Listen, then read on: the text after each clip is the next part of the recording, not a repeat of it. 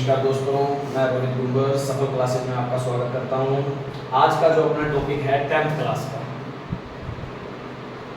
Class का जो अपना टॉपिक है, अपने फर्स्ट चैप्टर की बात करते हैं। अभी तक अपने YouTube पे 3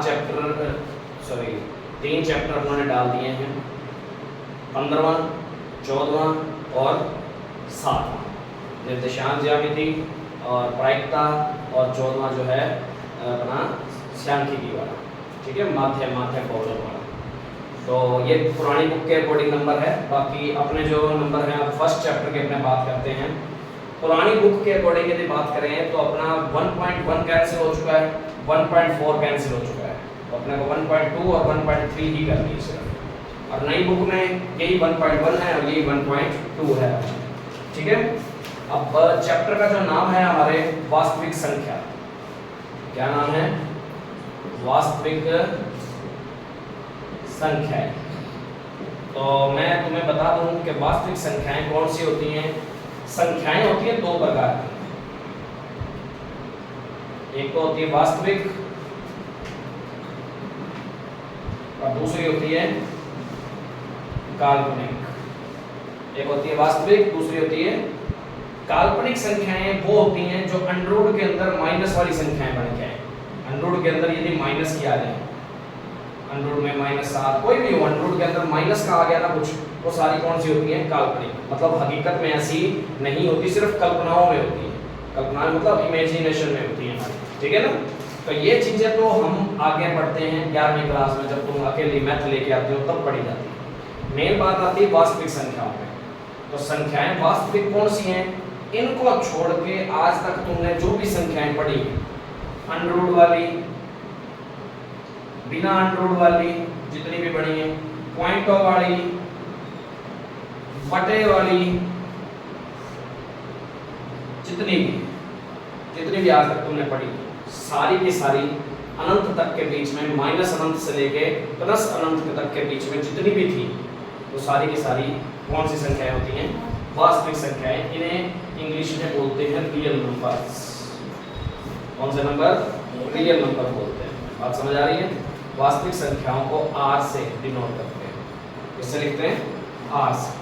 तो अपना जो टॉपिक का नाम है वास्तविक संख्याएं, तो वास्तविक संख्याओं के बारे में जानकारी होनी चाहिए तुम्हें। फिर इसके बाद अपने बात करेंगे वास्तविक संख्याओं में अपने को पढ़ना क्या क्या है। अब वास्तविक संख्याओं में पढ़ना क्या क्या है? सबसे पहले नाम आएगा संख्याओं के अभाज्य गुणनखंड। कौन से गुणनखंड? अभाज्य बोल दो, या इसको बोलते हैं प्राइम नंबर। कौन से नंबर? इंग्लिश में बोले तो प्राइम नंबर। अभाज्य, भाज्य का मतलब होता है किसी भी राशि से भाग चला जाए, डिवाइड हो जाए पूरा पूरा। अभाज्य मतलब जो किसी से भी डिवाइड ना हो, कोई भी ऐसी डिजिट से डिवाइड ना हो। जैसे कि भाज्य में भी और अभाज्य में भी एक कभी भी काउंट नहीं होता। मैंने प्रायिकता वाले टॉपिक में भी ये बताया था कि अभाज्य में चाहे भाज्य में एक कभी भी गिना नहीं जाता। अभाज्य वो होती हैं जो खुद के ही पहाड़े में आती हैं और किसी के पहाड़े में नहीं आती। जो खुद के पहाड़े में आती हैं और किसी के पहाड़े में नहीं आती। जैसे कि 2 अपने पहाड़े में आता है और किसी के पहाड़े में तो नहीं आता। 3 अपने टेबल में आता है और किसी के टेबल में तो नहीं आता। 4 अभाज्य है क्या? 4 तो 2 के पहाड़े में आता है, इसका मतलब वो अभाज्य नहीं है। तो वो 4 कौन है? भाज्य हो जाएगा। जो किसी के टेबल में आते हैं वो भाज्य, जो किसी के टेबल में नहीं आते वो अभाज्य है। बात समझ आ रही है? अब 5 किसी के टेबल में नहीं आता, फिर 7 किसी के टेबल में नहीं आता क्योंकि 6 तो आता है, 6 इधर आएगा, 4 और 6 इधर आ गए। फिर 8 भी इधर आएगा क्योंकि 2 के पहाड़े में आता है, 4 के पहाड़े में आता है, ठीक है। इसमें 11 9 तो 3 के टेबल में आता ही है, इसलिए वो भी भाज्य है। और जो किसी के टेबल में नहीं आते वो कौन से होते हैं? अभाज्य। ऐसे कितने निकाले जा सकते हैं आगे से आगे? 11 के बाद आ जाएगा 13, फिर 17, फिर 19, ऐसे जितने भी निकाले जा सकते हैं अनंत तक के बीच में कितने मर्जी निकाल सकते हो। और भाज्य भी कितने निकाल सकते हो। भाज्य और अभाज्य में कभी भी एक नहीं गिना जाता, काउंट नहीं किया जाएगा कभी भी, ठीक है। हमारी ये संख्याएं अभाज्य हैं, ये संख्याएं भाज्य हैं। बात समझ आ गई? इसको नोट करने की जरूरत नहीं है बेटे, माइंड में रखो, ठीक है। नोट करने की जरूरत नहीं है, ये तुम बचपन से पढ़ते आ रहे हो। अब अपने करेंगे अभाज्य गुणनखंड, मतलब किसी भी संख्या के गुणनखंड करेंगे, टुकड़े करेंगे उनके, उनको गुणा के रूप में लिखेंगे। गुणनखंड, गुणा के रूप में खंड करना, खंड मतलब उसके हिस्से कर देना, ठीक है। तो अभाज्य संख्याओं के गुणा के रूप में हिस्से कर देना किसी भी संख्या के, वो अभाज्य गुणनखंड होते हैं हमारे। तो जैसे कि अपने बात करते हैं पहले क्वेश्चन में, 1.1 हमारी नए बुक के अकॉर्डिंग 1.1 है और पुरानी बुक्स के अकॉर्डिंग 1.2 है, ये बात ध्यान देना। अब पहला क्वेश्चन बोलता है हमें कि निम्नलिखित संख्याओं को अभाज्य गुणनखंड के रूप में व्यक्त कीजिए। जैसे कि 140 के फैक्टर करने हैं और कौन से रूप में, अभाज्य गुणनखंड के टुकड़े में। तो 140 के टुकड़े करने का तरीका तुमने ही बचपन में सीखा है, ऐसे करके। तो ये हम पहचान जानते हैं पीछे। हाँ, ये नोट करना चाहो तो कर सकते हो, यदि किसी के लिए पिछला बेसिक कंप्लीट नहीं है तो किसी भी संख्या के पीछे 0 हो, 2 हो, 4 हो, 6 हो, 8 हो, तो वो संख्या हमेशा किससे डिविजिबल होगी, किससे भाग जाएगी, उसका पूरा पूरा 2 से पूरा पूरा भाग जाएगा। पहले सुन लो फिर नोट कर लेना। दूसरी बात, यदि किसी संख्या के पीछे 0 और 5 हो तो वो किससे भाग पूरी पूरी जाएगी, 5 से भी जाएगी, ठीक है। और अपने बात करते हैं, यदि किसी संख्याओं का योग, संख्या में अंकों का योग, अंकों का योग 3 से विभाजित है तो वो पूरी संख्या भी किससे विभाजित होती है, 3 से। जैसे 181 ले लेते हैं या 183 ले लेते हैं।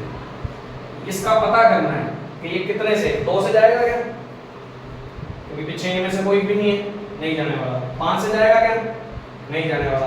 फिर 3 से देख लेते हैं। 3 से करने के लिए क्या करना पड़ेगा, इन तीनों को क्या कर देंगे, योग। कितना हो गया, 12।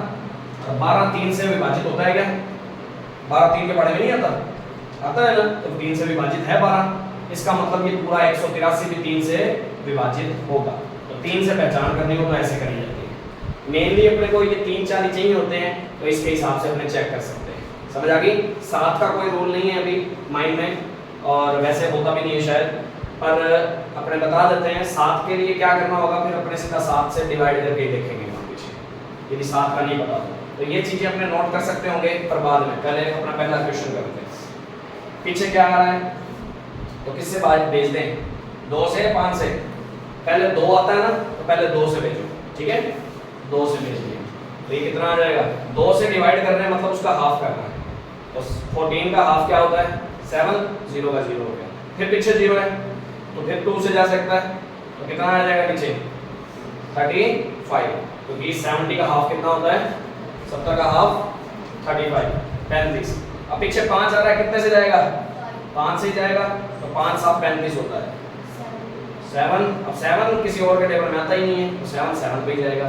तो 140 के क्या क्या फैक्टर हो गए, 2 × 2 × 5 × 7। तो क्या सारी संख्याएं प्राइम नंबर ही है क्या, 2 भी प्राइम नंबर होता है, 5 भी प्राइम नंबर है, 7 भी प्राइम नंबर है। तो 140 के जो अपने अभाज्य गुणनखंड के रूप में उन्होंने लिख दिया इसको, ठीक है। तो इसको अपने शॉर्ट में ऐसे लिख सकते हैं। 2 कितनी बार आ रहा है, 2 बार आ रहा है। 2 की स्क्वायर लिख दो, एक ही बात है, स्क्वायर लिख सकते हैं।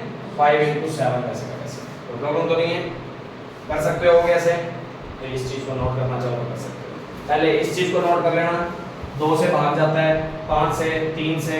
ये 3 ज्यादा इंपॉर्टेंट है, सबसे ज्यादा पहले इन्हीं को देखना पड़ता है अपने को। फिर उसके बाद ये पहला क्वेश्चन नोट करना ढंग से।